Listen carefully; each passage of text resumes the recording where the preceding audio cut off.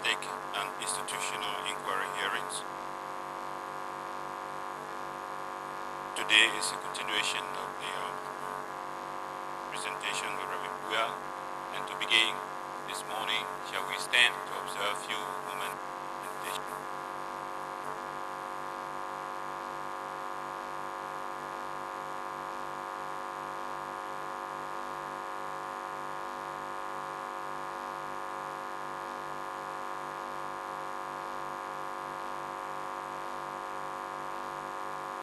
Thank you.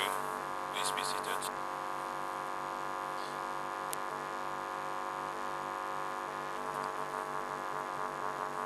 Good morning, Mr. Witness. We want to welcome you. Please activate the witness's mic.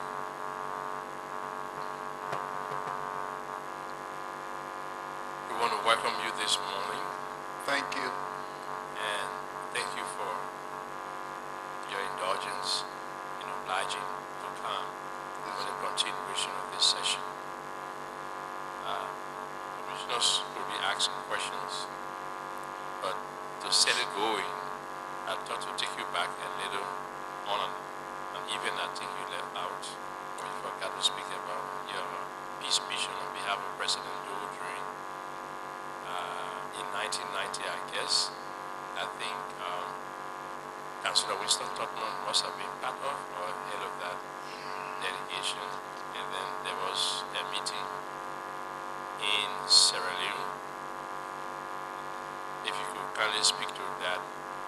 And then secondly, Sally Townsend. Whatever it is you will say about him if you do know his role. Thank you, sir. Thank you very much, Mr. Chairman. As I said the first day when I came here, all that I have said here are simply headlines. The details are very many. In fact, the occasions are very many. It is true that I was part of the Winston Tubman delegation that went to the United States in May 1990. When the war started to escalate, President Doe saw the need to seek help to stop the war. He wrote to the Organization for African Unity, to the head of that organization at that time, Dr. Salim Salim of Tanzania, who was the Secretary General. The answer from the OAU was that it was Liberia's internal affair, and therefore the OAU could not and was not going to do anything about it. The President of Liberia wrote to the United Nations. The reply from the United Nations was that it was the internal affairs of the Republic of Liberia and they were not going to do anything about it. Those letters can be found in the archive of the Executive Mansion. Contact Mr. Valentine, who controlled the archive until a few months ago when he was retired. Mr. Valentine is alive. He's in Monrovia, Liberia, and he will be happy to show you those letters. When those efforts failed, President Doe decided to fall back on our traditional friends, the Americans. You may recall that President Doe had been pro-Western for a long time. In fact, when he came to power in 1980, there was a situation at the Liberian Embassy in Washington, D.C. that necessitated investigation. I accompanied the Deputy Minister of Information, General Gray Allison, to the United States to investigate.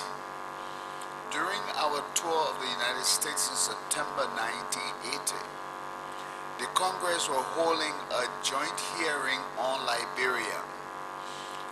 Doe had just come to power in April. The American system did not know very much about him, and they wanted to know who he was. And so they were having a hearing where opposition leaders and other people were there presenting papers. And Deputy Minister Gray Allison was invited, and I accompanied him to Congress in September 1980. At that time, when they had all of the discussions in open session, and the ambassador to the United States at that time was requesting help for the government of Liberia, the government of head of state Doe. The Congress wanted to know whether they could trust Doe, because they didn't know him and he had come to power, and the first person to recognize the Liberian government when Doe took power, the first person to recognize his government was Muammar Gaddafi. Gaddafi was the first person to broadcast that he recognized the new regime in Liberia. And so they took note of that and was wondering whether Doe had links with socialist people. Of course, it was known that Doe had attended the Marcus Garvey High School on Clay Street that was operated by people who were linked to Moja, and the NSA, with which the Americans have a connection, continuously warned the government about some pro-socialist activity at Marcus Garvey School. I got to know that because I worked with Dr. Huff as his administrative assistant, and the reports from the NSA, the weekly report, passed through me before it got to Minister Huff. And so all of these names that appeared, not all, but most of the names that appeared on the TRSC, some of the prominent names were linked to Marcus Garvey School. I'm sure the NSA might be able to help you with that situation, because they should have a good filing system. All they have to do is to go back to 1977, 78, and they will find that out. I need to tell you that because of that Marcus Garvey School, the president of Liberia, William R. Talbot Jr., expressed concern about the Marcus Garvey School and said that Dr. Huff should do something about it. The living witnesses to prove this point are Dr. Walter Richards, he a pastor of a Baptist church, the Salem Baptist Church. He's a resident of Clay Ashland. Mrs. Christine Talbot Norman, Dr. Richards was deputy minister. Mrs. Christine Talbot Norman was deputy minister at that time. Mr. Aloysius, Dr. Aloysius Farrar was also at the ministry, and I was there. And we had a meeting. Dr. Huff called a strategy meeting to decide what to do with the Marcus Garvey High School. Some people said it should be closed down. Other people argued that we did not have the legal right to close it down without justification. And so the end of the meeting, I took minutes of that meeting, and all of my documents and my minutes and everything I have copied somewhere. And the result of that meeting was that the Ministry of Education, the senior staff, decided to declare all night schools in the Monrovia area as substandard. Now, I'm telling you the strategy that were used to close down the Marcus Garvey School.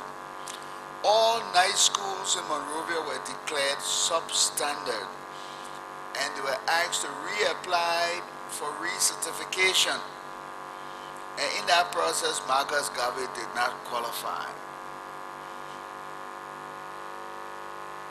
And and Daha Marcus Garvey died before the coup. I'll carry you through that to let you know that the Americans are not dumb people. They track people down from your cradle to the grave. And so they knew that Doe had some connection with Marcus Garvey. Marcus Garvey had some connection with Moja. Moja had some connection with the liberation movements in Africa and were linked to a pro-socialist stance at one point and all that kind of thing. So they asked whether Doe had any socialist link before they could think about helping him or not. September 1980. The part of the meeting that we could hear said that they have checked Doe out. He had no socialist link. He was just a young man who was prime for grooming, and they should not let him be because Gaddafi was trying to reach out to him, and every effort should be made to support him so that he won't go that way. And so they asked us to leave the hall while they went into a secret session with the Central Intelligence Agency at Congress. The CIA people came into the room and we had to leave for the secret session. They had that secret session, and when we came back into the room, it was announced that Doe was someone they could do business with. And so that day, General Allison had the occasion to telephone to Bowier to inform Doe that he was somebody that the Americans could work with. This was September 1980. We fast forward to May 1990. Winston Tubman delegation appointed to go to the United States to negotiate. On that delegation, I do not remember all the members, but I will try to remember those who I know. But Mr. Winston Tubman is right across the road there in his office. Today, Saturday, he might not be there. But I'm sure when he comes here, he'll be able to tell you more. Mr. Winston Tubman was on that delegation. Mr. G. Vargas Matthews of the United People's Party was on that delegation. Mr. Carlos Wallace Smith of the Unity Party was on that delegation. Mr. Chowo Bagai, an official of the government who now works at the Foreign Ministry, was on that delegation. Mr. Maurice Dugule, who was the Minister of Postal Affairs, was on that delegation. Mr. Sally Dix Thompson, a close associate of Mr. William Clay, who was a member of the House from Grand Judy County, and the person who introduced Sally Thompson to President Doe, was on that delegation. Representative William Clay was on that delegation, representing the government and also representing the interests of SNG, Slanger and Clay Public Relations firm, to which Doe had given $1.4 million between March and May 1990 to do public relations in the United States, outside of the operation of the Ministry of Information. Slanger and Clay Company, SNG. They operated from the Pan African Plaza that the United Nations later on came to inherit. On that delegation was Mistress Eugenia Wordsworth Stevenson, Liberia's ambassador to Washington, D.C., USA. On that delegation was myself, Emmanuel Bowier, Minister of Information.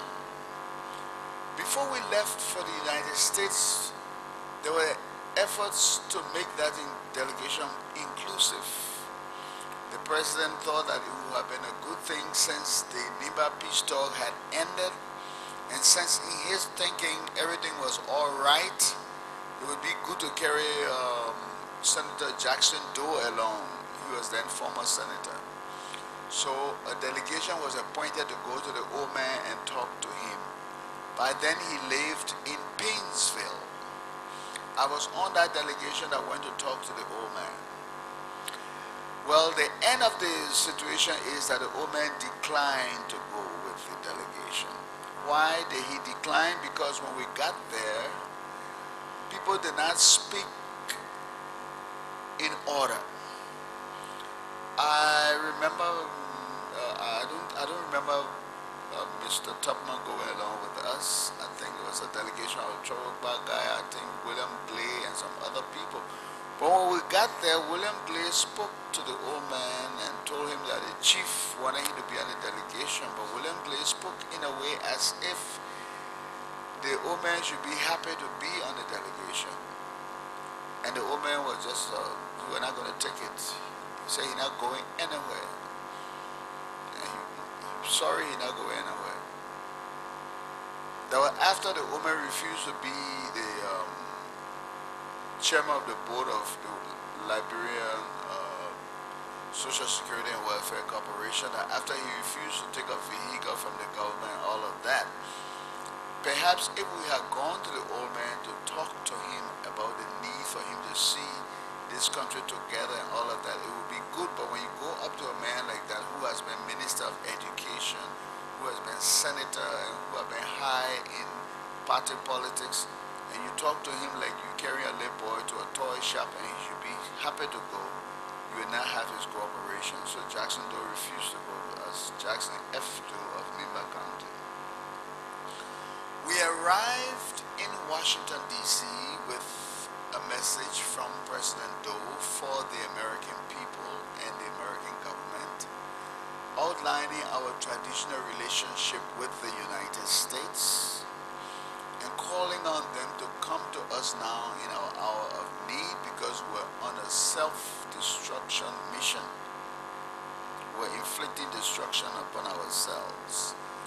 We recounted the relationship and how when they needed rubber for their military machinery, we supplied them a place for Firestone to do this, how we had cooperated by voting for them at the United Nations, all kinds of things. How when they wanted to create the state of Israel in 1948, they lobbied with us.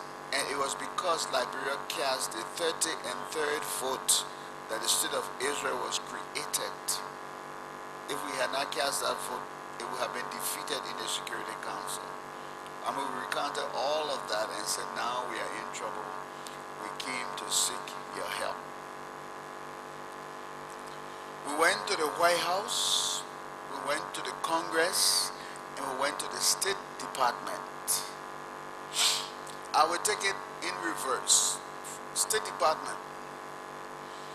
We went to the State Department upon arrangement of the Embassy of Liberia, Washington, D.C. I must tell you that at that time it was the high mark of politics in Washington, especially in the Liberian community. Doe has sent this delegation, President Doe has sent this delegation to talk with the people in Congress. The Liberian opposition there was well organized, well financed, well connected. And so we were beating our head against a stone wall. Because I had worked in Washington, D.C. from 1983, coming home for a few months in 84, going back in 84 and staying there until 87.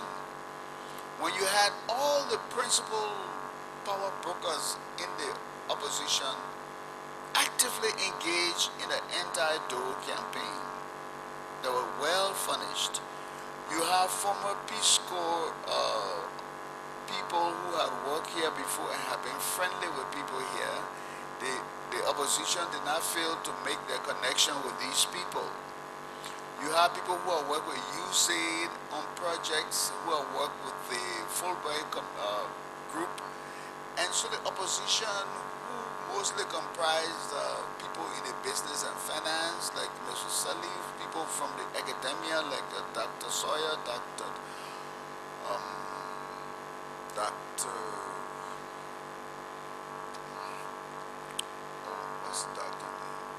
Dr. Sayon, people from the student movement, and Yula, like Bowier and all these people, they were all, I mean, everything was lined up. The opposition was in fact, no government in the history of Liberia have had a more organized opposition than the Doe government. Toba government, you didn't have that much organization because when Toba was in power, many of the people who were in opposition to Doe were also in the government.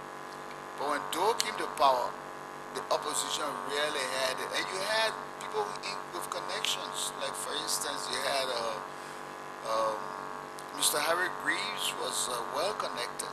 He was working for the Washington, not working, but he was writing occasional articles for the Washington Post. I don't know whether he was working, so I cannot guarantee that. But he had regular publications in the Washington Post.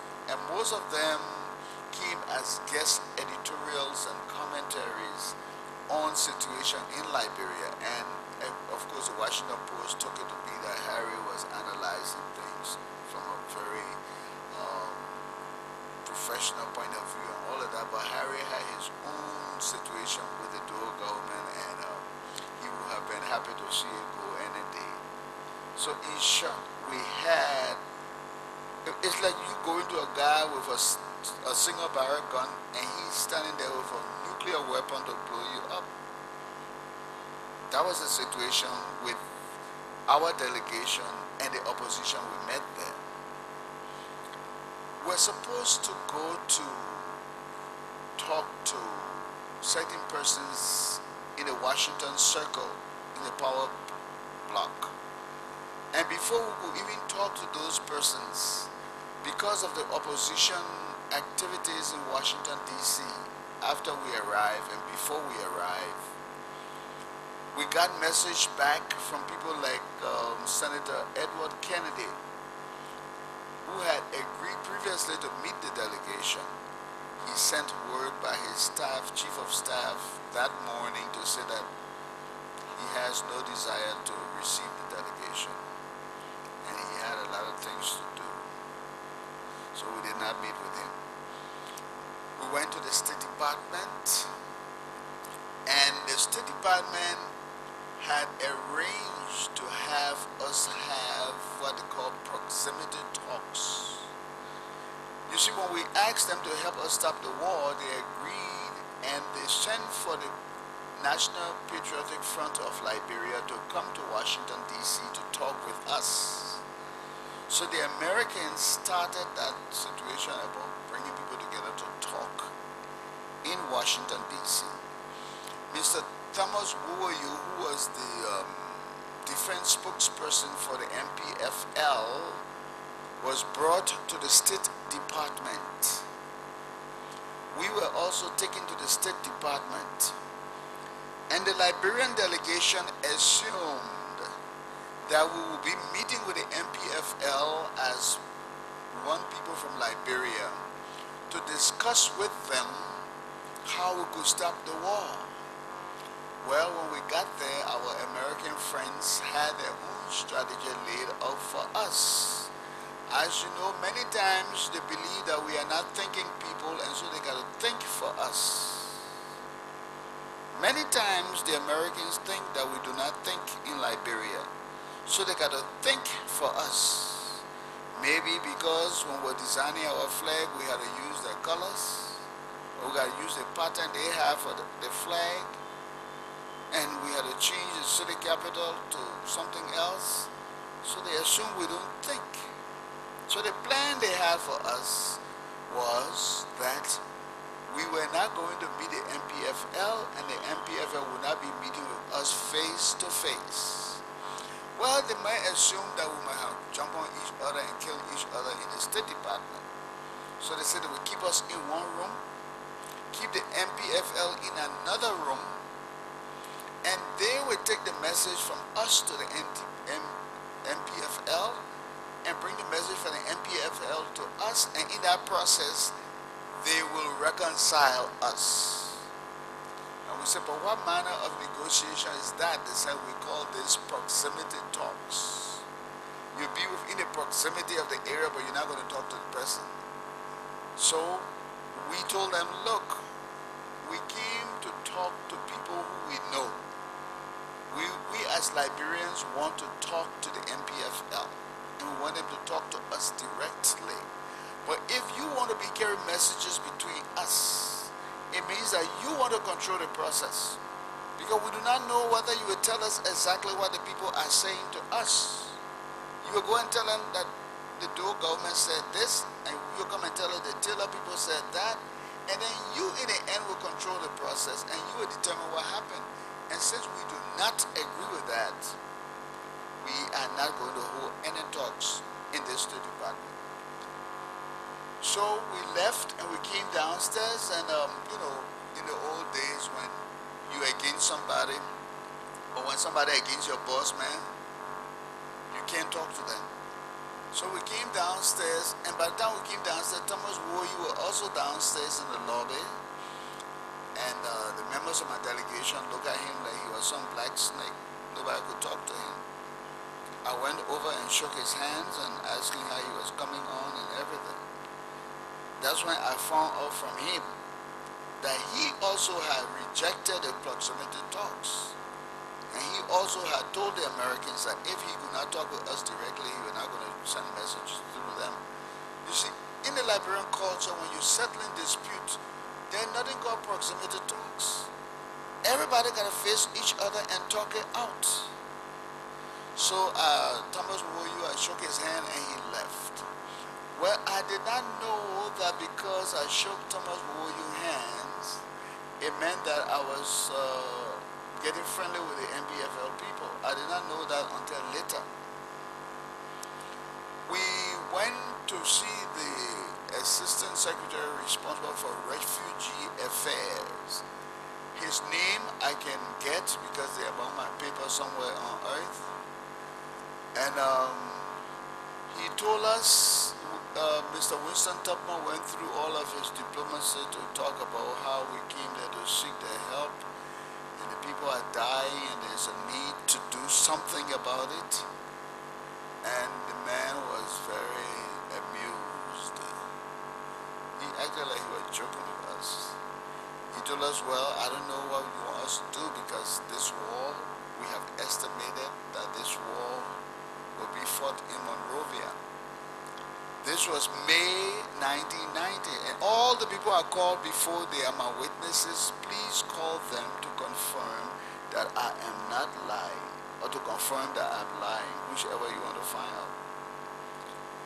The man said, this war will be fought in Monrovia. This was about May 10, 1990. He said, we have estimated. Then he sent for his aide to bring him a pad. They brought him a yellow pad. He looked on a yellow pad and said that we have estimated that at the end of this war, 1/4 of your population will be wiped out. May 1990. He told us the third thing. Right now, we are in negotiation with other partners, Western partners, for the rebuilding of Liberia. Liberia had not been destroyed, but they were collecting money to rebuild. May 1990. It's necessary for us to have an x-ray of the whole war situation so we can know who is what and what happened at every stage. May 1990, were there begging the people to please help us to stop the war, and they were telling us that the war would be fought in Monrovia. At the end of the war, 1/4 of our population will be wiped out. Now you can have your research section check the population of Liberia in 1990, check the number of persons who died, and see whether his estimate that he said the CIA gave him was true or is true. 1/4 of the population will be wiped out. And in fact, there is nothing that could be done because the war was going to be fought in Monrovia. We left the State Department. We went to Congress.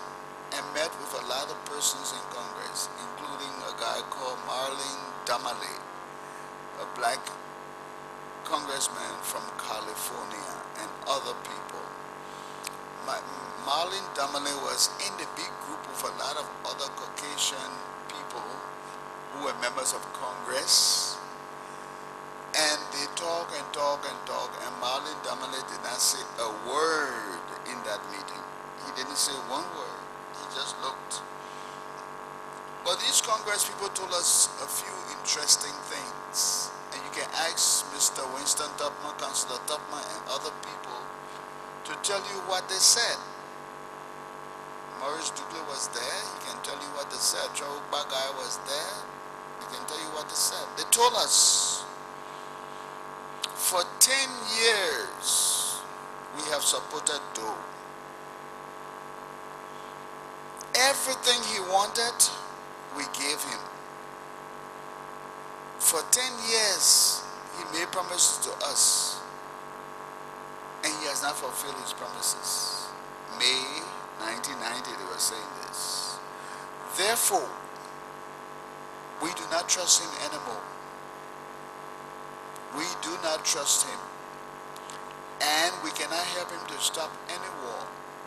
Because to help him to stop the war is to encourage him to stay where he is. And we do not want him there. He should leave. So there's nothing we can do to help you. Ambassador Stevenson was there. You can call her up and ask her. Call the Liberian embassy. They will get in touch with her. I was physically present taking notes. So Congress told us in no uncertain terms they could not help us to stop the war. So we left from Congress, and the next day we went to the White House in the morning. Mr. Winston, Councillor Winston Tubman, and the delegation. So our hope now was that the White House would be our savior. Then, when we entered there, we were introduced to a gentleman called David Charles Miller. David Charles Miller. He was then Deputy Security Advisor to President Bush, not the young Bush, the older Bush. George Walker Herbert Bush, the older Bush. George Walker Herbert Bush, who was former Vice President, former Chief of the CIA, former Ambassador of the United States. We met Mr. David Charles Miller in his office in the White House, and he welcomed us and told us that he wanted to discuss some very serious family matters with us because the United States and Liberia are family people. But he had a lot of things to do as a security advisor. So he suggested to us that we should please return to the White House that evening, late afternoon, early evening, about 3, 4, or not later than 5 o'clock. He gave us a special pass to a gate in the back that will allow us to enter the White House. And you can ask Mr. Winston Tubman because he was the head of the delegation. And that special pass that evening took us through the back into the White House, into Mr. David Charles Miller's office. When we arrived and the doors were opened, it was like we were entering a banquet hall. There were foods and drinks everywhere, spread on the table.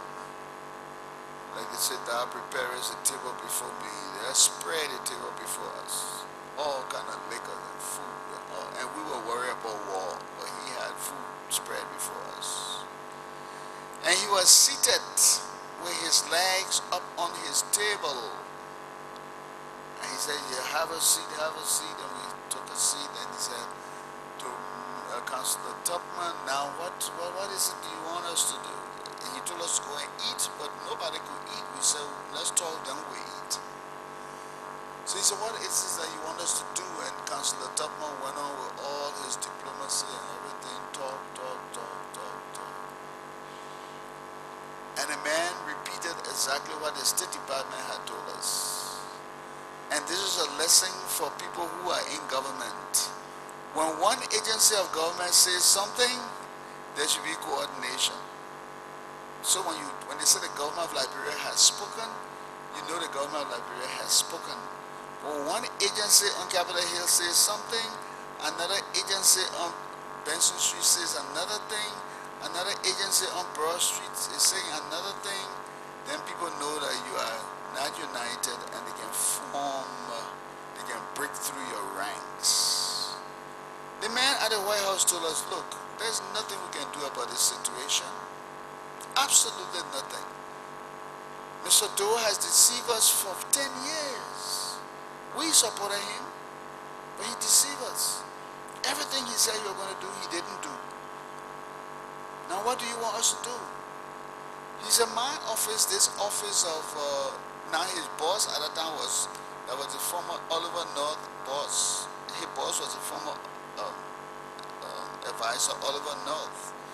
He said, our office here, the Office of National Security, we monitor the movement of arms and ammunition across the world. We know where every gun is going.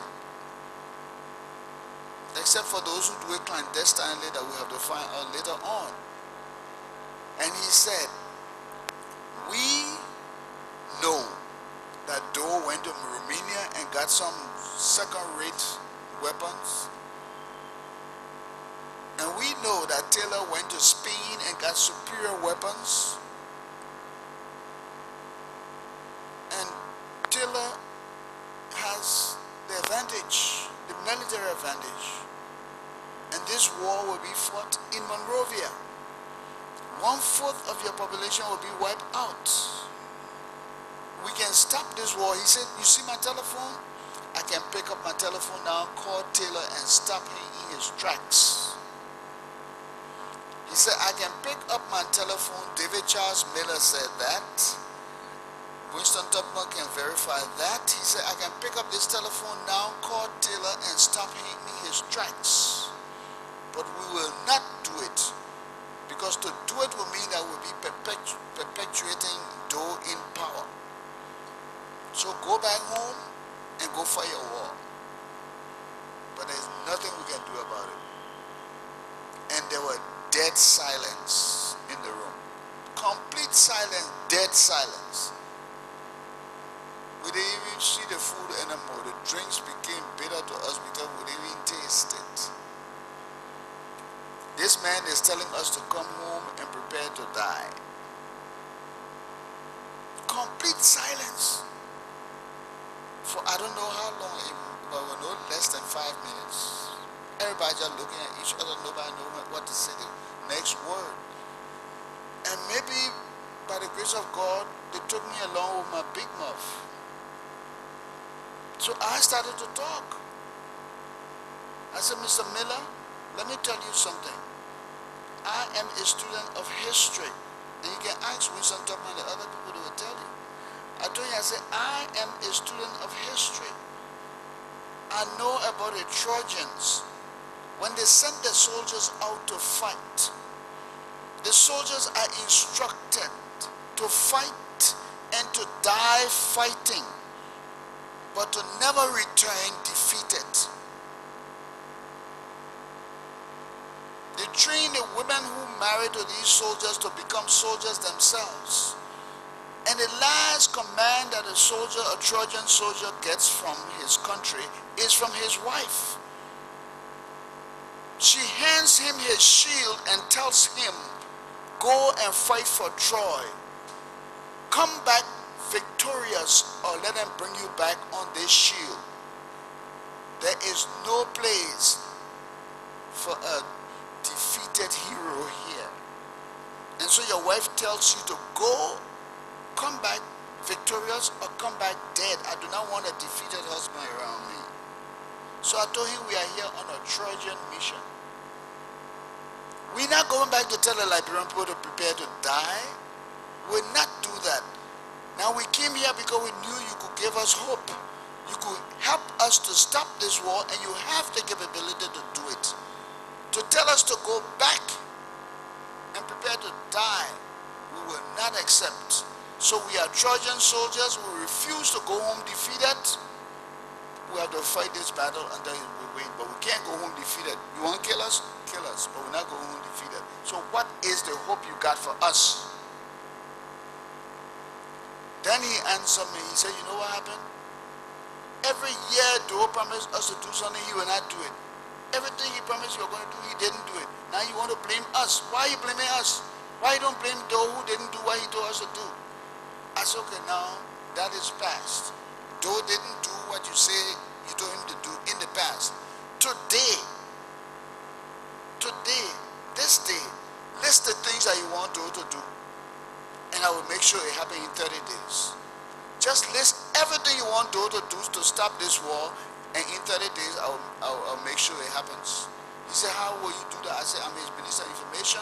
I will tell him that he got to do it or we'll all be messed up. He said, okay. He turned to Ambassador Bishop, who was the ambassador from the United States to Liberia. He was with us at the State Department. And all these things I'm telling you, as Wilson Tubman, Trevor Baga, Maurice Dugley, all these people, when we're talking in the White House, they were there.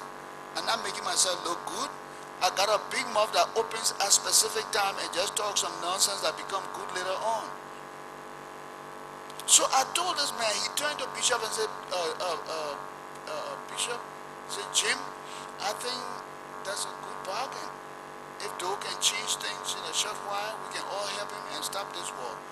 Bishop said, well, you know, that sounds good, the suggestion is good, but I know Doe will not do it. So he said, but Jim, 30 days is not long, let us just try them. 30 days will soon pass. If he doesn't do it, then you know where he's going. So the man said, okay, take your pen and paper. We took our pen and paper. Number one, tell Doe to organize an early election in which he will not participate. Number two, tell Doe to form a National Human Rights Commission that will not be answerable to him. Number three, tell Doe to remove the ban from all newspapers and radio stations that are closed down with immediate effect, without preconditions. The next thing, tell Doe to release all political prisoners. And he said, when you have done all of this, I will stop Taylor in his tracks. That was the deal.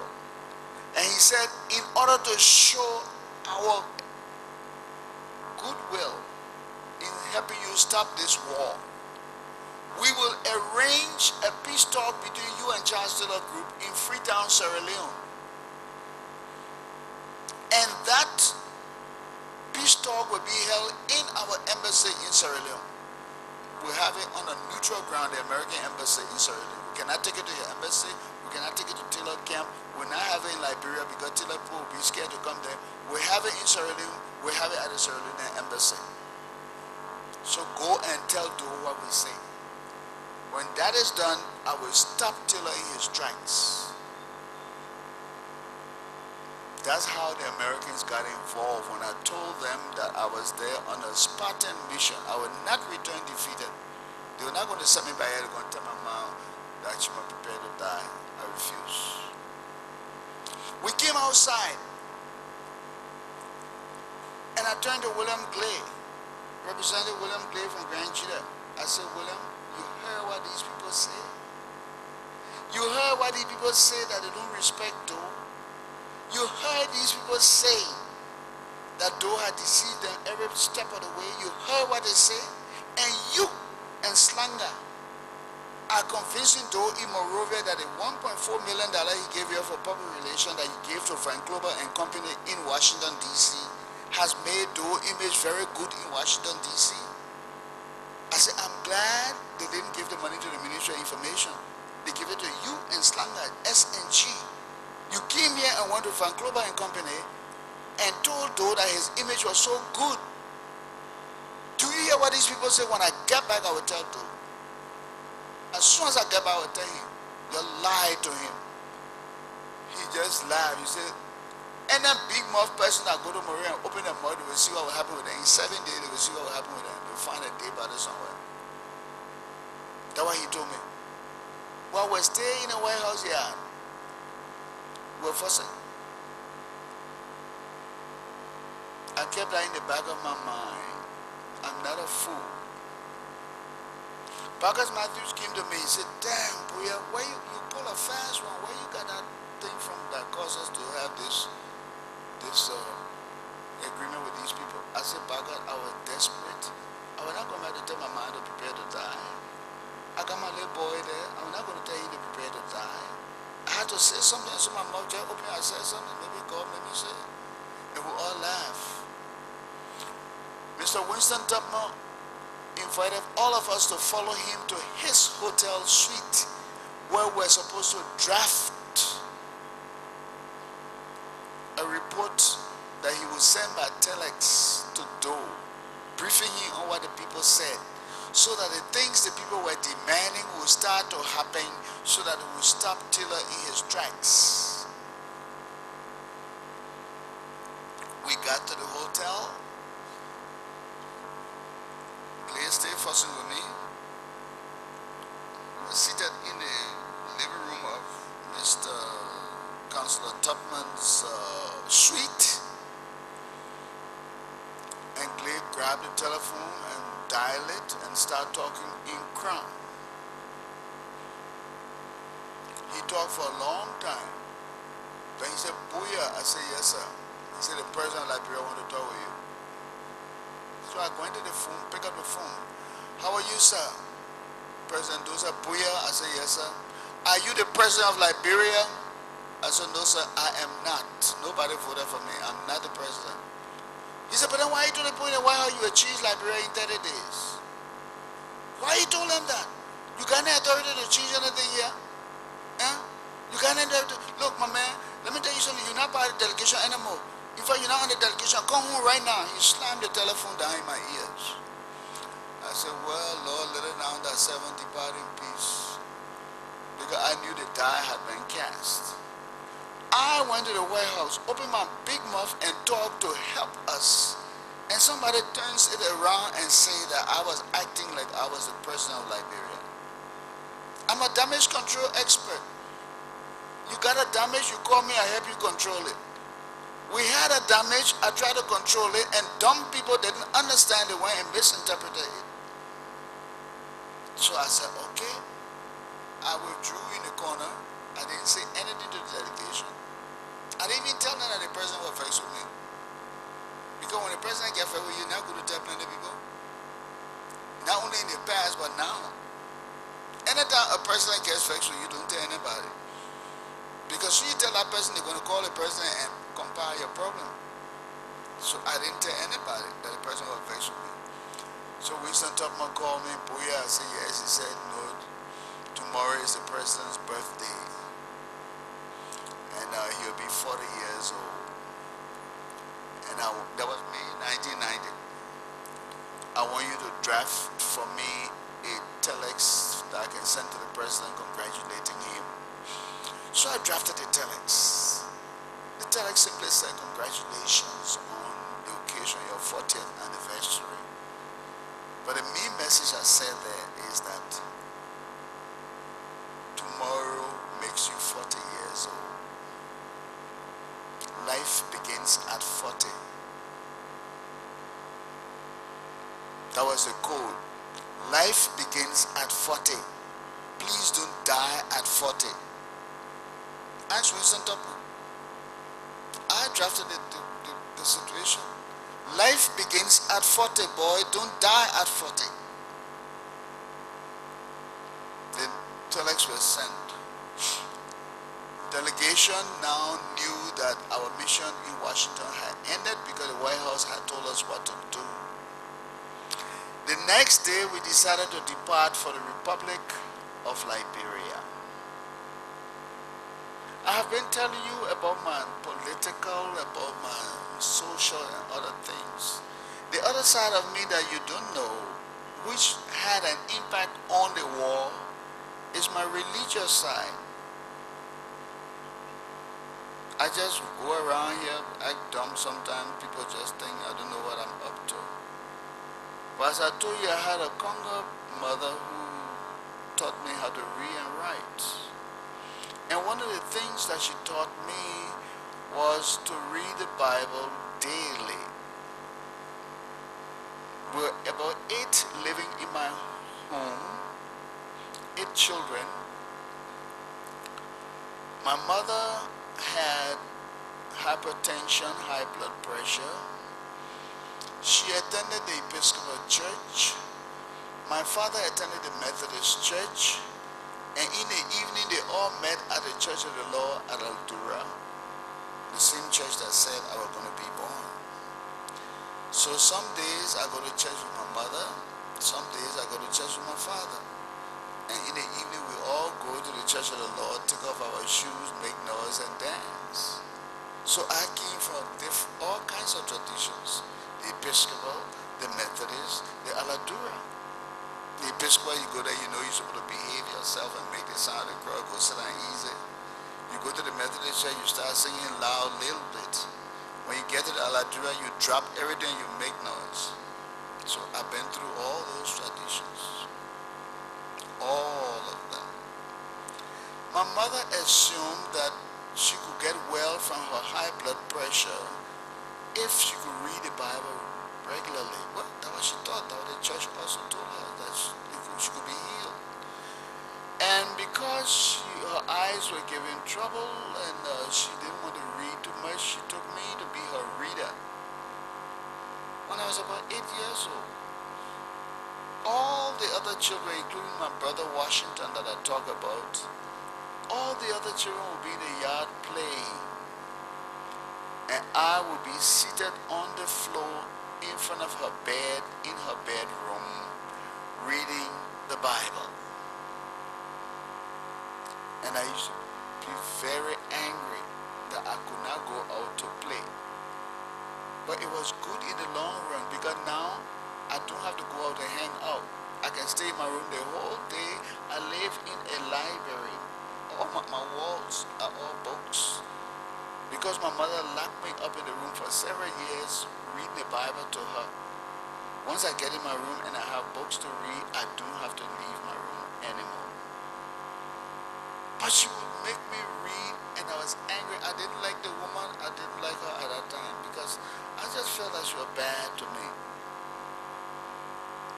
Emmanuel, yeah, read Psalm 121. I will lift up my eyes into the hills from where cometh my help. Read the other Psalm. My God, why have you forsaken me? Read that other Psalm. And I did that for years until I stopped reading the Bible and I just started talking the Psalms. I'm telling you this to say that our upbringing affects us for good or for bad. But I was a very mischievous boy when I was coming up. My mother wanted me to be the best, but I was a bad boy. Because she was superintendent of the Sunday school, teacher in the classroom, and she presided at home, I had to be involved in every church program. And so I learned to say recitation, to sing solos, to sing with a duet, to sing with a glee club, to sing with a choir. And because I learned to sing these solos and say these poems and things, I can talk for 2, 3, 4, 5, 6 hours non-stop. I didn't know she was preparing me for today to appear before you. She took me and sent me into this, from my past, she took me from my past, she said, I will bring this boy up. Send me to the Episcopal Church. She wanted to be an acolyte because she wanted me to go into gospel ministry. Sent me to an old man called Reverend Jackson in Riverside. N.J. Jackson, a graduate of Old Cottington that was in Maryland County. We went there along with my brother, who my father allowed to join the army. Now, I couldn't understand. My brother is just calm and cool, and my father let him join the army. I'm not calm and cool, and he didn't want me to join. I couldn't understand. Because I'm the real army type, but he didn't want me to join. We went to the acolyte class, and this man would go through the ritual of the communion. And before the communion, you go through a certain thing to say, through my fault, through my own grievous fault and all of this. And he'll be going up and down. We got to ring the bell for him to go up and ring the bell for him to come down. He did it with my brother. My brother obeyed everything. Then he gave the bell to me. It was my time to practice. And then we'll go up and down. I ring the bell. He went up. I rang the bell. He came down. When he already go up again, I did not ring the bell. He turned around, looked at me. I rang the bell. He went up. Time for you to come down. I refused to ring the bell. How come? I was about 12. How come the old man can't go up and down except I ring the bell? I said, I'm not ringing no bell. He said, go sit in the back of the church. I sat there. After church, he wrote a note, put it in an envelope, seal it up, said, take it to your mom. I took it to my mom. She read it. Emmanuel, yes, ma'am. Come here. You mean all this training I gave you in this house? You making me ashamed? Look at what Reverend Jackson said. Do not send Emmanuel back here. He is full of the devil. That's how God expelled from the Episcopal Church. Do not send him back here. He's full of the devil. So I got expelled from the Episcopal Church because I was full of the devil. I didn't ring the bell for somebody to go up and down. I don't know. I mean, if you had explained to me why I should ring the bell, I would ring it. But if you just want me to ring bell for some old man to go up and down, I will not do it. So I was a bad boy. Then I went to the Methodist church with my pa. But all through my years, I never departed from what my mother taught me about reading the Bible on a daily basis. And many of my classmates and schoolmates at the University of Liberia and other places will tell you that I developed something that scared me. I developed something that scared me. I would say something and that thing will happen either on the spot or in a few days. There's a gentleman in town here, he just returned from America last week. Unzuba Kime Gamai. You're my roommate at the University of Liberia. I was at the university when Victor Weeks was also a student there, and we're all in the dormitory. At that time, Victor Weeks and Unzuba were classmates and schoolmates and roommates. We're sitting in the dormitory in a room and we saw Unzuba coming from the Capitol building. And Victor had taken some sangria wine and he was just talking and making noise. And I said, Victor, keep quiet. If you do not keep quiet, when your friend Unzuba that I see coming, when he arrives, you will hurt him. Or move from here, man. Joseph the dreamer always talking all kind of foolishness. I said, okay, Victor. We went on talking. Unzuba came from toward the Capitol building, came towards Simon Greenleaf Hall, the boys' dormitory, the men's dormitory, where is now the Babangida school. Came into the place as soon as she touched the doorknob and opened the door. Victor, who was lying flat on his back, jumped out of that bed and stepped the door. Unzuba's middle finger got jammed in the door. He fell to the floor and fainted. That was less than 5 minutes after I had told Victor he will harm Unzuba. Why am I saying all this? To just tell you, I also took this gift into the government. I did not leave it back. The gift of reading the Bible and seeing what was supposed to be, I took it with me into the government. And that is why I could open my mouth and tell the people in the White House that we're not going back defeated. You got the solution to this problem, you will help us. 30 days time we can solve the problem. We left. When I was leaving here to go to the United States, I had a secretary called Alice Gar at the Ministry of Information. She is from Nimba County. She's now in the United States. During the war, the NSA and other security agencies, including people in the mansion, told me that I had to sack Alice. And I said, why? Because she's in a very sensitive place. The Nimba people fighting against the government. and you can't have a neighbor woman as your secretary. I told them I did not bring her there as my secretary. She was there when I arrived. She has done nothing for me to dismiss her, and in fact, she's a civil servant who took the civil service exam, and she was secretary before I arrived. Therefore, if they could find a good reason why I should fire her, I will not hesitate to fire her. Until they could find a good reason, I will listen to nobody. Well, the president himself did not ever approach me on that issue. It was always his under people telling me how the chief was concerned. But if the chief is concerned, let the chief open your own mouth. That's another lesson you should learn in politics. People can tell you, oh, the madam is concerned about this. Well, let the madam talk to you. Because they want to use the madam for their own good. So I refused to sack the lady. When I was leaving for Washington, D.C., I said, Alice, I have a feeling that I might not come back with the delegation. I have a feeling I might not come back with the delegation. I don't know, but I just got that feeling. I will call you and ask you a biblical question, and the answer to that question will determine whether I come back to this country or not. Whenever I called you, I will ask you whether Joseph is sick.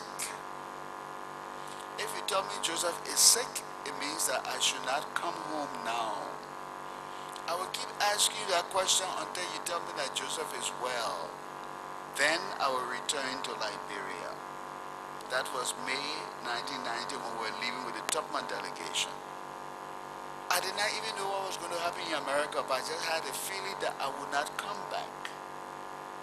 When I went and all that thing happened with Clay, and the president slammed the telephone in my ear and told me to come home immediately, I decided I was not coming anywhere. But, we went through the motion, we packed our load, prepared to go to the airport. Bowier did not show up. Mount Taino's son is no fool. He did not show up.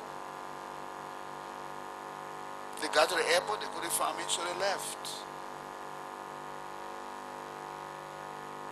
They came home, and it was announced that I had defected. BBC had it, everybody had it. That is why when I returned to Liberia, I told Elizabeth Blunt that I would not say one word to you until the BBC goes back and announce that I'm back in Liberia, and the headline of that should be Bowier is back.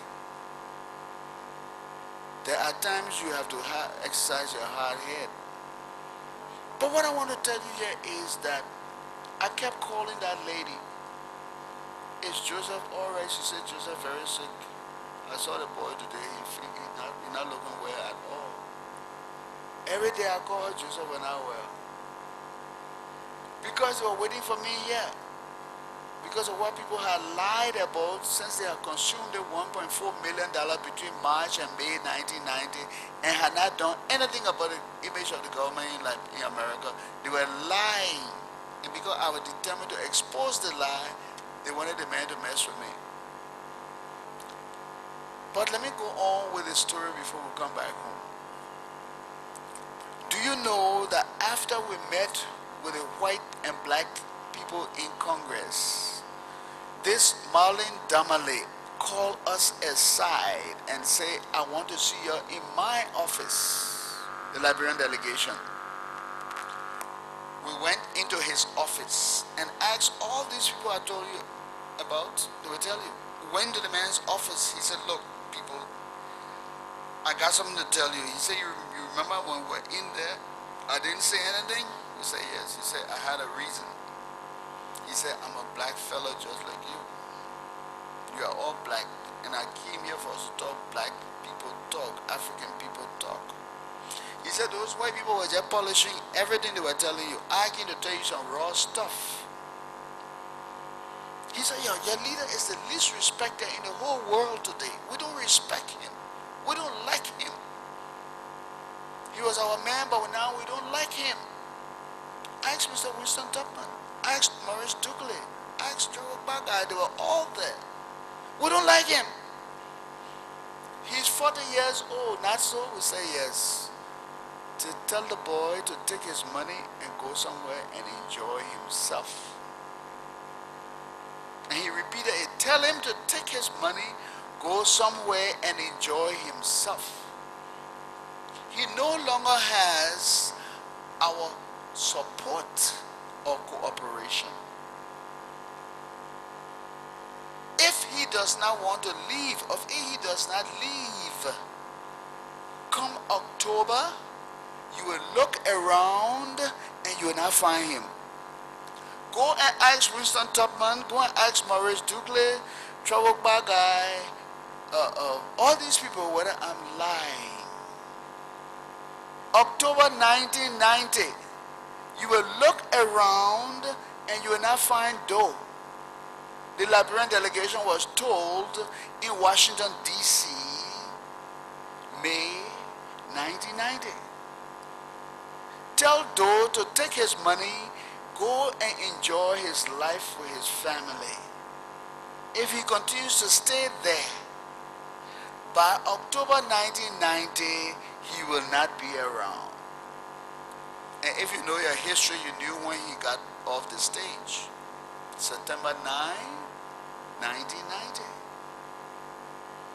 September 9, 1990. I must hastily tell you that that delegation returned to Monrovia to put together the report to go and tell Doe what the American people said. I was in America monitoring their activities here. They never told Doe what the American people said about October 1990. They were too scared to put in a report because there were certain people on the delegation telling them not to put in a report. If they put in a report, you will see what we'll do with you. So ask Mr. Winston Tubman to give you a copy of that report that they brought here in May 1990 and find out whether what I'm saying is true or not. First, ask them whether what I've said about Doe not being around in October is not true. Then find out from their report whether they put it in there. You say you want to hear things? I'm here to talk. People don't understand what went on in this country. They talk all kind of foolishness about me. He betrayed Doe. He did this. He did that. I was ready to come up and open up to that guy and tell him what I had to tell him. But I had sense enough to know that if some of his people felt that if I had told him the truth, they were going to kill me in 7 days, I would be stupid to do that. As I said, man, you know, you born no fool. So they came home, they wrote a report, they fussed over the report, they watered it down, and they just told Doe the watered down version. And after they told him the watered down version and he calmed down, then when Doe calmed down, I returned home. But let me tell you what happened. And this is meant for Liberian delegations going abroad. Now, I do not consider this just to be talking to the TRC. I'm a teacher, so I don't talk until I teach something. I don't talk empty talk. My father was what the pastor called non-punyo, the thrower of parables, because you are versed in all kinds of things, especially the verbal arts. I do not talk empty talk. I have to teach as I talk, and I want to teach people in government today. When you go on a delegation abroad, please use your common sense. Do not use hotel telephones to call back home and discuss important things. The people you go to already know the hotel you are in. And so before you arrive, they have fixed it up so that everything you say, they record it. Don't be dumb to discuss things. So some dumb person went on the telephone in a hotel and was telling Doe that I was posing as the president of Liberia and promising to change things in 30 days. Doe got on the telephone, blasted me, and the people there heard all. And they knew that Doe were not going to change. So please don't play the dumb game. The people are more sophisticated than us. You can bring a gangster in our hotel here, even a terrorist. He will talk all day long. Our people here will not even know what he's saying. But you go to America where they got all the freedom of press and freedom of everything. You talk anything, they will know what you're saying. In short, we are dumb. They are smart. Let me go on.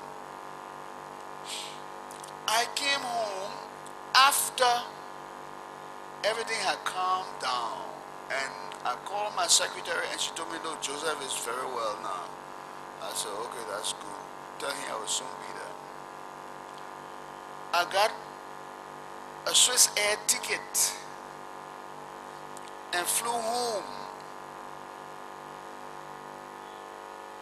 Swiss Air gave me special courtesies because they knew I was the Minister of Tourism. So I was sitting near the cockpit and all of that. Because it was wartime, we didn't know who was who on the flight, so they put me near the cockpit and they made sure that I was taken care of. We came until they announced on the Swiss Air flight, we are making our final descent into the Roberts International Airport. Please fasten your seat belts. They told us about the weather and everything. Then when we were supposed to land, we did not land. The plane took off and went up. The next announcement was, will the Minister of Information please approach the pilot in the cockpit? So I didn't know what was going on. I got up, went to the cockpit. The pilot told me we cannot land in Liberia today. There is shooting around Roberts Field. So we are going back. We'll sleep in Ghana tonight and we'll try tomorrow to come back to Liberia. While you are sleeping in Ghana, think very seriously about whether you want to go back to Liberia or not. If you don't want to go to Liberia, we'll fly into Liberia, we'll lock you up in the cockpit, we'll take down everything and we'll fly you back to the United States free of charge. So think about it while you are in Ghana tonight. I said thank you. We went back to Ghana, they assigned me to a hotel. The whole night I had my 3 radios and I always carry 3 short band radios with me, listen to all of them. Anyone that talk about Liberia, I turn to that one. The whole night I heard nothing about Liberia. So the next day I decided I would go home since I heard nothing about Liberia. Got in a plane, we went again. They said we're making our final approach into Roberts International Airport. Will the Minister of Information please approach the cockpit? I went up there, the captain said, now we are making our final approach. Do you still want to get down or do you want us to take you back to America free of charge? I said, I've come home, I will get down. I'm not going to stay on this plane. He said, okay, thank you. Please have your seat, we're about to land. I went back to my seat, fastened my seat belt, and we made a very safe landing on Roberts Field. When I got there, I saw some people in the immigration and the security who I had known, and they were my friends. They didn't say anything to me, but I had lived in Liberia so long that when you look at me, I know what's going on. The way they look at me was like I was crazy. Then I knew that something was happening, but they couldn't talk and I couldn't ask them any question. So, I walked into the terminal, and in the terminal, after I had checked out, going to get my baggage, now going into the main terminal, I met Mr. Winston Tubman sitting down with all his things around him. So he said, where are you going? I said, I should be asking you, where are you going, Mr. Chairman? He said, look, let me tell you, I'm leaving this country. I said, what? You leaving this country? I said, what happened? He said, last night, they were shooting all around my house. Gunmen went to the United Nations building and shot a lot of people dead. I'm leaving this country. I'm not going to stay here anymore. Then I wish I could talk with a pilot. It was late. I had already checked out. took my things down. All the security finished saying me, how can I rush back into the plane? I couldn't. So I stayed there and talked with Winston. He just told me, my man, I'm leaving. I'm not going to be here anymore. Now I was trapped. I had to come to town. I didn't know who had been killed, who had done the shooting or nothing. Now listen to this. The Americans had told us that in 30 days, if we could do all the things that they told us to do, they would stop child stealers in your tracks. About 2 weeks after the agreement we made, the people were killed at the United Nations. And the reports coming out of Liberia said it was the forces of the government that did it. And plus the fact that they have monitored our communication with Doe,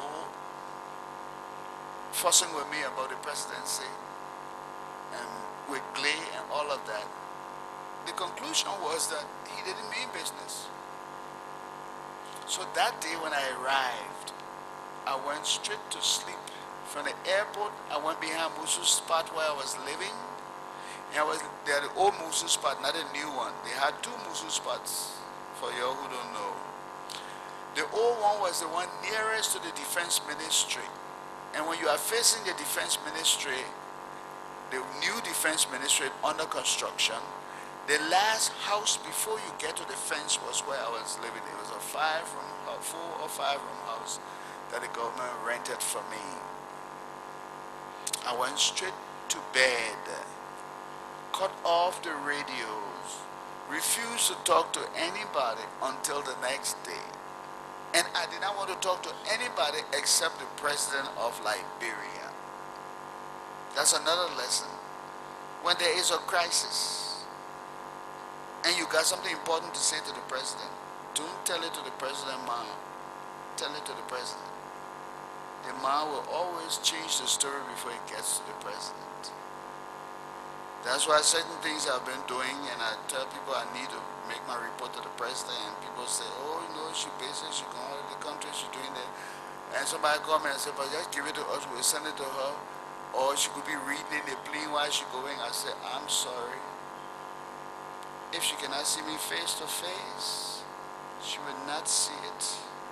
There are certain things you gave to the person themselves, not to anybody else. Not to anybody else.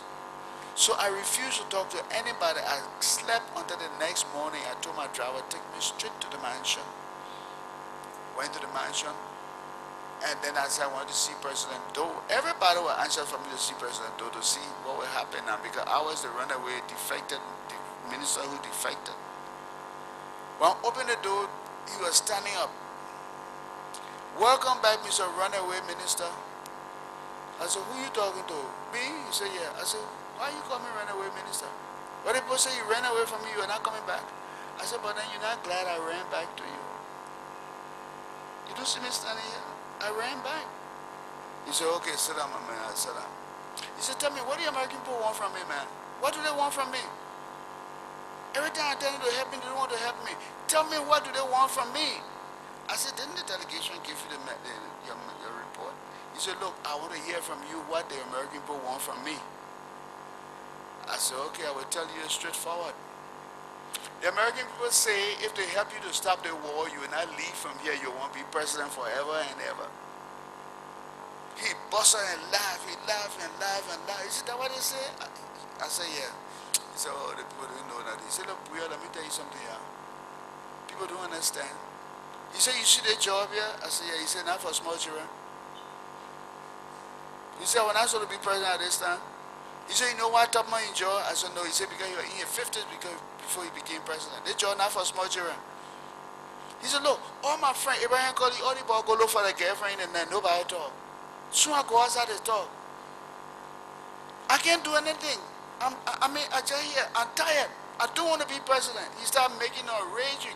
So I stopped him. I said, are you telling me that you don't want to be president anymore? He said, I don't want to be president. I said, but the problem's solved. If you don't want to be president, the problem's solved. I said, you know what happened? I am calling a press conference tomorrow. and you announce to the Liberian people that you will not run, you don't want to be president anymore. He said, okay, he rang the bell, called Jonathan Taylor. Jonathan Taylor is here in this country. He's Charles Taylor cousin who are working for Doe as Assistant Deputy Minister for Public Affairs. He now teaches at the Babangida School. He attends the Better World Outreach Church. He lives at Robertsfield. He's my friend, who was classmate on Todi Mission, classmate at schoolmate at the University of Liberia, classmate at Wesley Theological Seminary. He is alive. All of my witnesses are alive, people. Go ask Taylor. Don't ring the bell, call in Taylor. Say, Taylor, you and Bowier go arrange a press conference. I will announce tomorrow I'm not running anymore. I don't want to be president. He put in, I won't be president. Eh? I don't want to be no president. The thing I want to enjoy my life too. I don't want to be no president. He just kept talking. I don't want to be no president. So I was happy that Doe didn't want to be president. So Jonathan Taylor and I arranged a press conference. And he's in this town. Talk to him. We arranged it. Jonathan wrote Doe's speech. Doe saying his speech that he wanted to stop the war and everything. He thought that he would not be president anymore.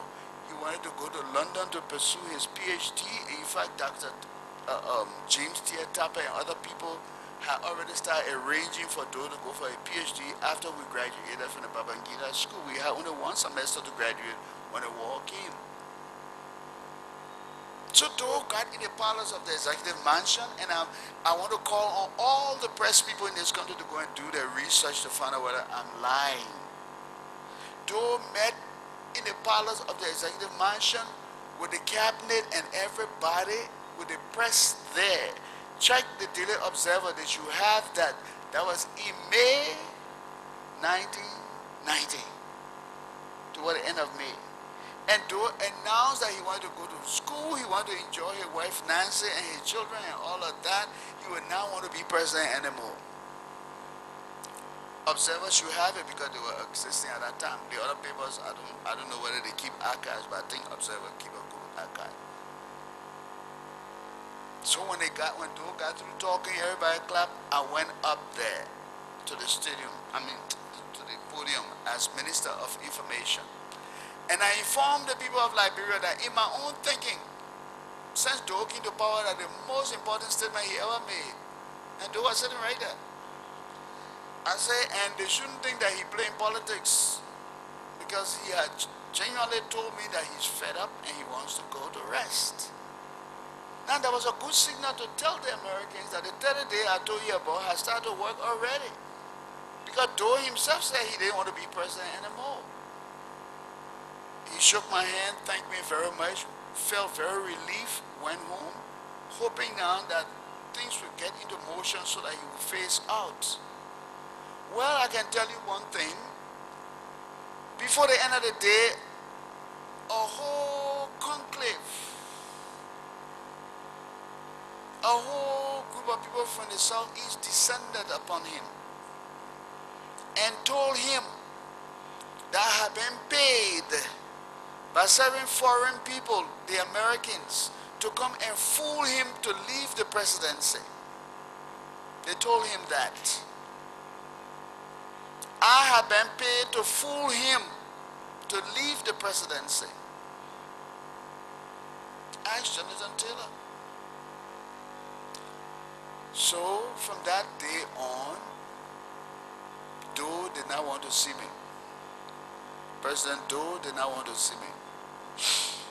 At one point, I went to see him, and he sent message outside by one of these people. I think Willie was not there by that time. But one of these people, it was not Taylor, but I forgot the person. He sent message out to tell him to go tell our bad news man to go do his work. I don't want to talk with him. He's full of bad news. So the man came to me and said, the president, I'm going to tell you, you're full of bad news, you must go do your work. I said, is that what he told you to tell me? He said, yeah. I said, okay, thank you. Go back in there and tell him that Bowier said he did not come to see Doe. Bowier got no reason to see Doe. Tell him the Minister of Information came to see the President of Liberia. And if the President of Liberia refuses to see the Minister of Information, anything that happens, he should not hold me responsible. I will soon be leaving this mansion. Tell him what I said. They went in and told him. He said, let him come inside. I went inside. He said, yeah, what are you saying? I said, I brought bad news for you. He said, oh, what happened? I said, it's about your mom. He said, what happened to my mom? I said, no, nothing happened to your mom. Your mom did something that I came to tell you. He was standing up looking at me. He said, what my mom did? I said, you don't know? You know that your mom and her boyfriend went to Grand Chile to one lumber company to tell the Togolese comptroller that they wanted money to help you fight the war.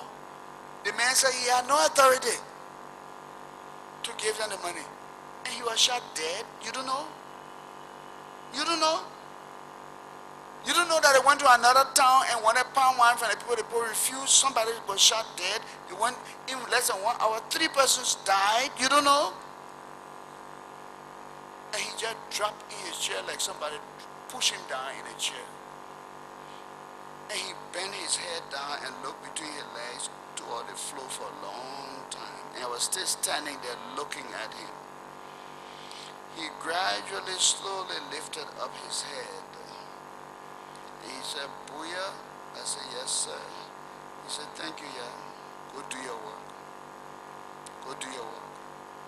He never lifted up his head until I left his office. I went straight to William Clay house. William Clay was living King Avenue area. I told William Clay, I said, I don't understand something. He said, what's that? I said, I just told the president why he man there. He just said, thank you, I'm going to go do my work. He said, oh, Bowier, you told the man that thing? I said, yes. He said, I told you to be careful. Only thing that man like you, but you must be careful. That man will mess with you one day. I said, when that day comes, that will be fine, but my mouth will be open until that day comes. I said, well, is it right? He said, Bowier, you think we don't know about it? All of us know about it, but why you went and told the man about him, man? I said, because I've been telling her about everything that happened in town. Why shouldn't I tell you about him, man? Especially when he knew it, you knew it, everybody was hiding it from me. So I went straight to him to find out whether it was true. Now go and check and find out whether a Togolese man didn't die in one of the lumber company. And people think I was just here as a stooge to President Doe. No, I was the guy who could stand before him and tell him the truth to his face. I challenge anybody to come and to contradict what I've said. Anybody with blood and flesh to come and challenge me. I will call one of my living witnesses, the Chief of Staff, 1990, Henry Duba. Henry Duba called me to the Defense Ministry and said, Bowier? I said, yes. He said, I got something to tell you. And only you can tell the president because I know you. I said, what's that? He said, go tell the president we can't win this war. Go ask Duba. He said, go tell the president we cannot win this war. Because they have commercialized this war. They have taken it from a professional way and they're commercializing it.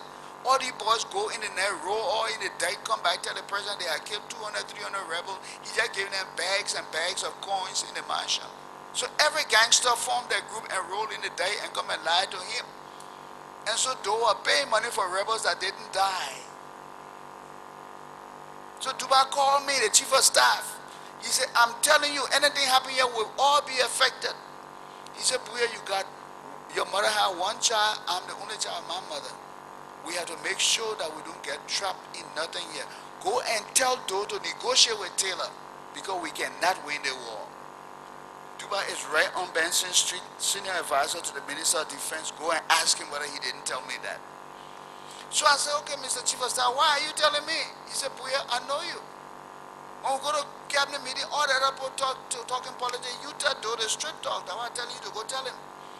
I said, okay, that's good. You know, I'm not scared to tell him that. I said, but I want to ask you something. He said, yeah. I said, when I tell him, he asked me where I get the news from. Should I tell him that you told me? He said, no. I said, but then why? He said, you know, I'm a military man. If I go and say that we can't win a war, you will charge me and you could execute me. I said, okay, then I will find a way to tell him. He said, okay. And when I never told Doe.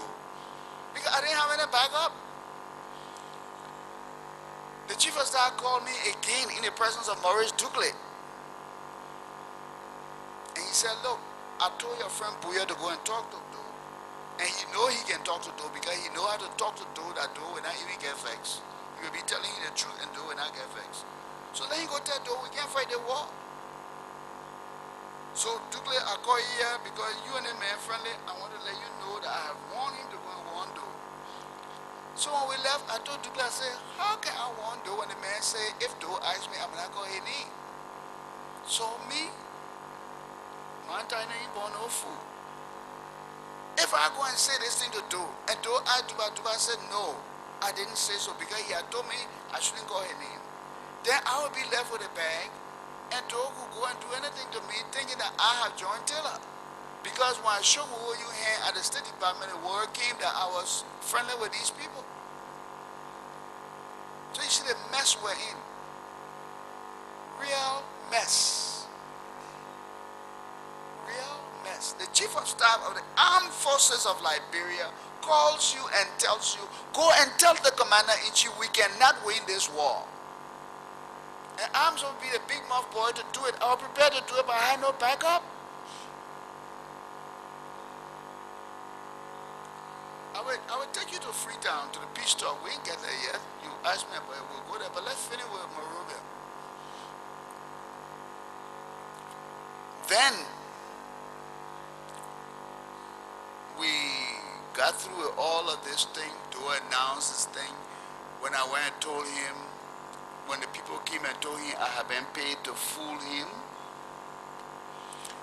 though they want to see me, I became a bad news man. Though they didn't want to see me, but he could not harm me because he had called me to the football field and signed an agreement with me that he wanted me to be his friend. And he had told me that anything going wrong in this country, I should tell him and he will stop. And I was determined to keep my big mouth open and telling him the truth to his face, even telling him about his mom. I'm just saying this today, it happens in 1990. I'm just saying it 2008. There's a time for everything. If you had 6 men in this country like me, we'll change this country. 6. But you got a bunch of cowards talk in the street, meet the president, can't talk to the president, can't tell the president the truth to her face or to his face. That's why I will stay where I am, because you bring me in, you're in trouble, I will tell you to your face. I got this boldness of Daniel. Nebuchadnezzar, your kingdom is numbered. That is the other side of me, my religious side.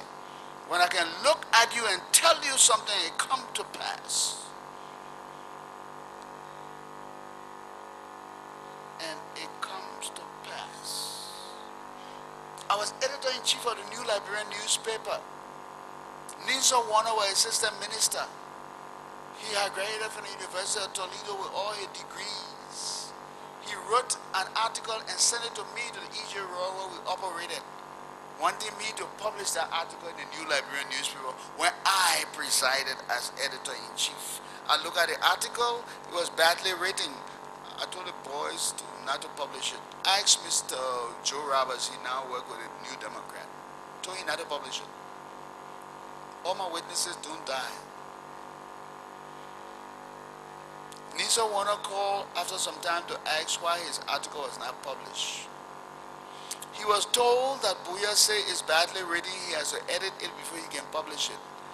Nisa Warner hit the ceiling and said that he graduated from the University of Toledo and I just went to the University of Liberia. He has a degree in this and that and the other. Who am I to edit his paper? I sent back to tell him, Ninsa, I am editor-in-chief of the New Liberian newspaper. My job is to be the gatekeeper. Nothing will pass and go into this paper unless I edit it. You are assistant minister, I work under you, but when your paper arrives here, it is under me.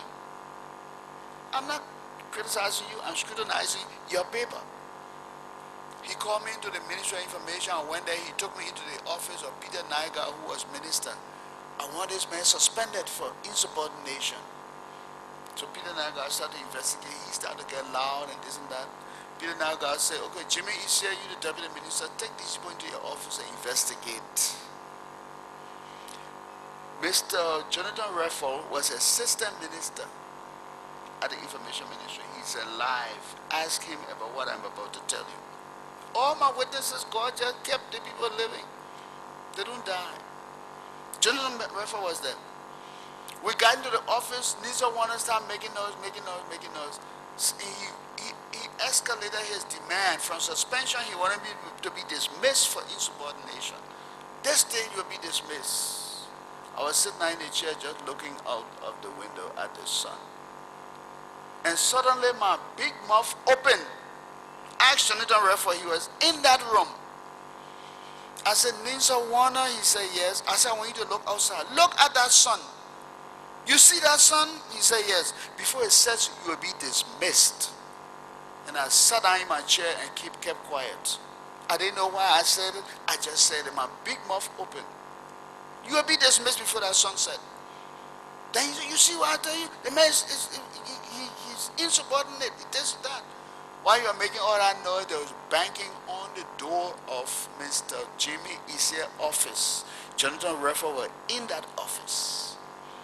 When the door opened, there were 3 SSS officers standing at the door. The head of state wanted to see Nisa Warner. They took him to the mansion. They took the minister, Peter Naigal, to the mansion. They spent about 2 hours there. They came back with 2 letters. One letter dismissing Nisa Warner, another letter appointing Wiade Koba to succeed him. Refer ran to me and said, Bowier, I beg you, no matter what I do to you, don't ever say anything against me. Refer is in town here. Why am I saying this? To just tell you that when God anoints somebody to do something, leave them alone. I'm just a troublemaker man today just to talk. I couldn't fight, so I ran away when the war came. I fight with my mouth. And I tell the truth to power. You can be king, queen, or emperor. I will tell you the truth. William Tell says, my knees shall bow to God and God alone. My life may be in the emperor's hand, but my conscience is my own. I bow to nobody. I'm just telling you that to tell you the religious side of myself. People don't know. They got all kind of popes and bishops around here. I'm not a pope, I'm not a bishop, I'm nothing. But if I tell you something, you better go and check it out. You better go and check it out.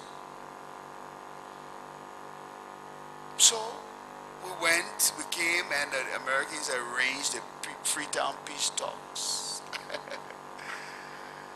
The Interfaith Mediation Committee was organized, comprising Christians and Muslims. One of your commissioners, Sheikh Kafuma Kone, served as the co-chairperson of that group. He was one of those who took us to Freetown to meet with our friends from the National Patriotic Front, or the, what do you call it? They were National Patriotic Front, or what were it called? National Patriotic Front of Liberia. We were leaving from here to go to the MPFL negotiation. Again, though they did not want me around anymore after people told him I was fooling him to leave. He sent me to Brussels on a conference that had no business going on, simply because he didn't want to see me anymore. I came back from Brussels. He sent me to Nigeria. I went to Nigeria. By the time I came back, he said, you're going to Freetown with this group. So he kept sending me out. And you know what happened? It was because I was out that the airfield and everything got closed behind me, and I didn't go to the free port with him. Sometimes when you think you're doing somebody bad, God mean it for good. So those people who were behind him, who wanted to be ministers, again I'm telling you, please check Mr. Valentine and let him check the records at the mansion for May 1990, when Mr. Moses Washington And the press secretary to the president, Mr. Patrick Kuman, drafted a letter to Doe telling Doe that they had arranged with Focus on Africa to go there and lobby with Focus on Africa so that they can stop saying bad things about President Doe. And they had brought a proposal to me, and I had refused to endorse the proposal. Therefore, they were constrained to take it directly to Doe. Go and check for that letter so the Liberian people can know that I'm not a fool. So that my press people can know that my journalism never got messed up. Never. They told the man that they could go to the BBC and bribe Focus on Africa to stop saying bad things about Liberia. I told them, I know one way to stop saying bad things about Liberia. Stop doing bad things. Once you stop doing bad things, who will talk about the bad thing? Because there will be no bad things to talk about. Somebody in the mansion who was my friend photocopied the document and brought it to me. May 1990, when they were looking for all the people who were supporting the rebels, supporting this, supporting that, those people wrote to Doe and told Doe I was against him. That was the last letter, that was the 10th time I have been taken to Doe in 10 years. Because I talk the truth. I'm saying again, I challenge anybody in the Republic of Liberia, in fact on earth, to come here and tell me that what I have been saying here is not true. I challenge anybody. Anybody, from top to bottom, come and tell me it's not true, I'll disprove you. So, though they didn't want to see me anymore, because people had told him I was fooling him to leave the presidency, and then his deputy minister for information and his press secretary had been telling him that they wanted to go and fix his image up in BBC, and I was messing up with his image. So what did they do? They suggested to Doe that he should get them $5,000 each to go to London. And then he should get them an undisclosed amount, because that amount was not put in the letter, to go and lobby with BBC, Focus on Africa. Doe authorized the finance ministry to give them the money. Check the mansion, you will see that letter there. I got my copy but not giving it to you. You let your research people work. Check the mansion. They gave them $5,000 each, and they gave them an undisclosed amount of money to go to the BBC and bribe the people. I said, look at that. I work with the National Press Club, with BBC correspondent, a Chinese correspondent, French correspondent. Then I will leave the National Press Club and come to Liberia and take some money in the envelope and go to London and say I'm going to bribe Focus on Africa, so that forever until I die, that foolishness will be behind me. And when I die, my children will have that record. My little girl who is getting a degree now in television broadcasting will be able to say that you're not fit to be there because your pa did this. I refused. So they reported me to Doe, and he believed them. Of course, when a man is jammed, he will believe anything that somebody said to make him to fix him up. When Patrick Kuman got his money, his $5,000 and other things, he ran out of here and went to sit in Freetown where he went to school. Smart boy. From Freetown, he went to Minnesota. He's still in Minnesota enjoying himself. Bowier is the one who got to go to Freetown to peace talk. Mr. Moses Washington, when I got that letter, I called a senior staff meeting. And you can go to the Ministry of Information, you can ask the people, Mrs. Nora Johnson, who was the personnel director, who I promoted to Assistant Minister for Personnel. She's there. She's in this town or she's somewhere. I can give you her telephone number. She was in that meeting. Mr. John Bass, the Assistant Minister of Tourism, was in that meeting. I think Mrs. Scholastica Doe and other people were in that meeting. I told Moses, I said, Moses, I called this meeting to tell you something straightforward to your face. I saw the letter you wrote to President Doe. I saw what you told him about me. I write no letter. I said, Moses, I beg you, you wrote a letter. I have a copy of the letter with your signature, you and Patrick Kuman. I show up on my first Holy Communion. If I ran a letter, I might die. I said, Moses, you would die. Moses, you would die because you wrote the letter. I said, but I just want to tell you something. I have not done anything wrong to you. You want to be minister? Wait on your time. Wait for the fullness of time. I succeeded guitar way.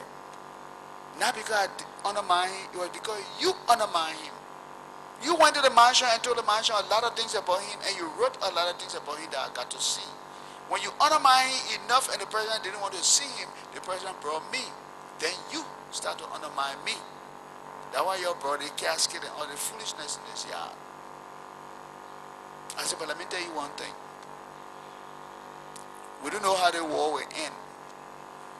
But unless I've done something wrong, when the war ends, I hope to see you. That's what I told him. I hope to see you. Because I might be around here. I told him in a staff meeting, he swore to his first communion. I left. I came back. I don't see him. I don't see him. Touch not my anointed, do my prophets no harm. Leave me alone, leave Bowier alone. You don't know where he came from, you don't know where he's going. There's a warning to a lot of people. Leave me alone. I'm crazy. Let me sit down in my cassava patch in my one room that my mom was building for me for the rest of my days. I don't finish it, my children will finish it. But leave me alone. When I took over the day I took over, Commissioner Massa Washington had just entered the ministry as a cadet when I took over the Ministry of Information. April 1987. And I told them that day, cry your own cry and leave Bowier alone. Actually, that's why I told them, I sang the song for them, cry your own cry, leave me alone. You hammer me, somebody will hammer you that greater than me. So yeah, please leave me alone. I thank all my friends who've been calling me and say, well, you gotta be careful how you talk, you know, this town here bad. No, this town here not bad. God is better than everybody. I'm not gonna be careful with nothing. I will say everything I have to say because you lie on me long enough. This is the time for me to talk. You won't kill me? Kill me, my kids. That will be long with a lot of truths in it. Okay. So I left and went to Freetown, Sierra Leone with a delegation. While we're preparing to go on our delegation that included Jikin Scott, Tangaba Jangaba was the chairman of that delegation. You had on the Jikin Scott, you had on the Bala, you had on the Major General Albert B.S. Kape, who was ambassador to Freetown, Sierra Leone. And all of that were there.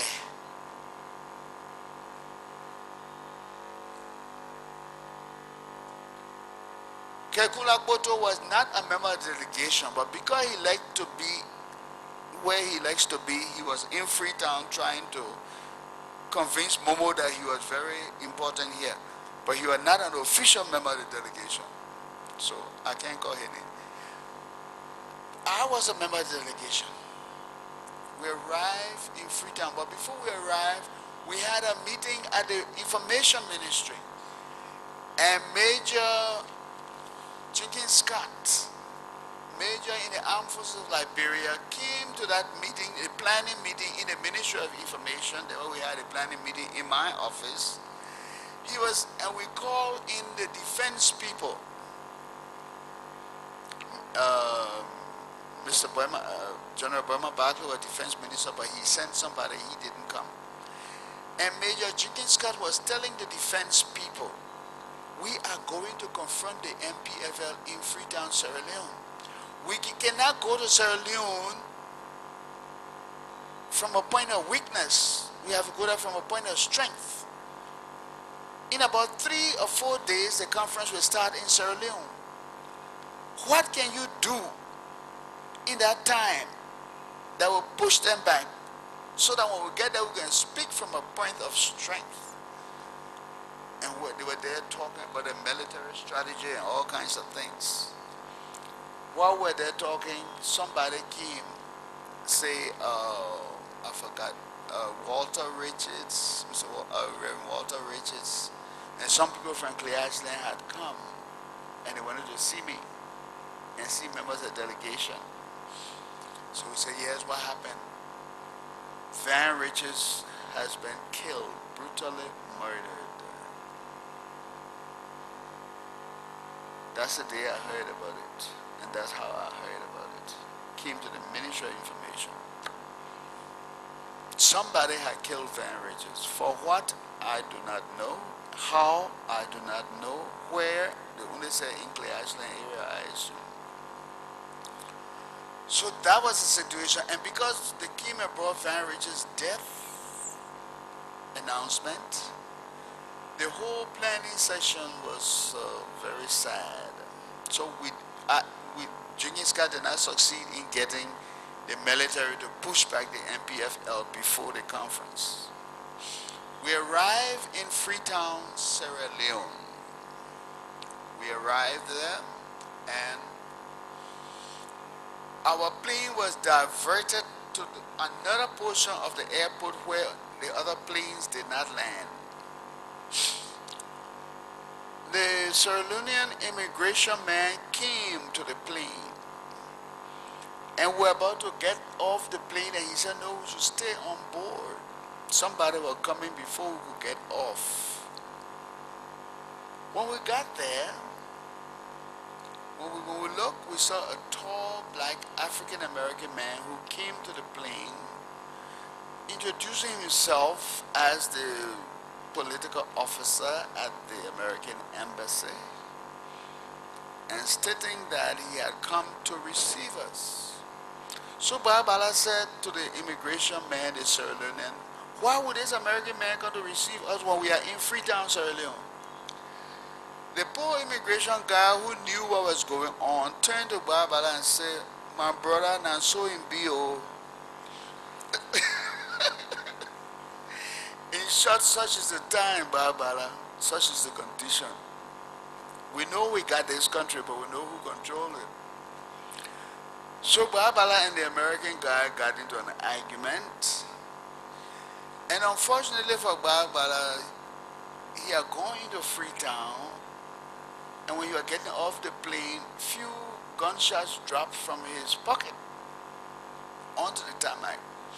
He quickly picked it up, and we just, something was about to happen. People wanted to raise issue, but that was quickly taken care of. The American man couldn't talk much because that was not his country. The Sierra Leone immigration man was glad for whatever he could get. So as you know, the custom all over this place, he saluted Barbara and walked away. Then when we started to go to the terminal, they took us to somewhere back, not to, even to the VIP, somewhere back in the back place. And Barbara started to continuously, talk. And Jangaba said, Bala, lead this thing. And Barbara said, no, I can't lead this thing. They're not the people country. Why do we come and do this thing here? So the man turned around. After he brought for us some glasses. This American man took over the show and started to serve us. He brought us glasses to drink. And he brought a very large bottle of Coca-Cola. The large bottle, the largest Coca-Cola makes. And he put it on the table. And he opened it up. And then he told Barbara, this is Operation Coca-Cola. This is Operation Coca-Cola. Ask Barbara, you interview him in Washington, in America, call him and ask him about Operation Coca-Cola. So the Liberian situation was Operation Coca-Cola. I did not understand it until later on. Coca-Cola is, when you open it up, it had all this effervescent action. You pour in a glass, it calms down, and then you drink it. And that's how the war started. All this action, action, this and this and this and this. And suddenly there was September 9 and everything came down. Operation Coca-Cola. Ask Bala, you want to know the story? I'm prepared to tell. I told you I wanted 7 days to talk. Because we got to talk everything. So you don't have to, where you think these people were behind it, you think that when I finish explaining and you don't know who behind it, you got to be dumb. Okay. So they took us to town, put us in the Mami Yoko Hotel, courtesy of the government of Liberia. And the negotiations started June 1990 with Sheikh Kafuma Kone, Bishop Michael Bakala Francis presiding. Moulton was there too. Levy Moulton. Yeah, Moulton was there. And we started off with Canon Budget's car leading the devotion in conjunction with Sheikh Kafuma Kone. I have a complete recording of that session of the devotion and the opening session of that conference somewhere on earth. Canon Budget's car started off by reading the portion of the Bible when Nehemiah said, "Look at the disgrace that has come upon us. Look at the disgrace that has come upon us. Come and let us work together so that we may not experience disgrace anymore." Sheikh Kafuma Kone read from the Quran and talked about unity and all of that. And we went into the situation. There was no United Nations person present. There was no OAU person present. By that time, ECOWAS was a far distance away.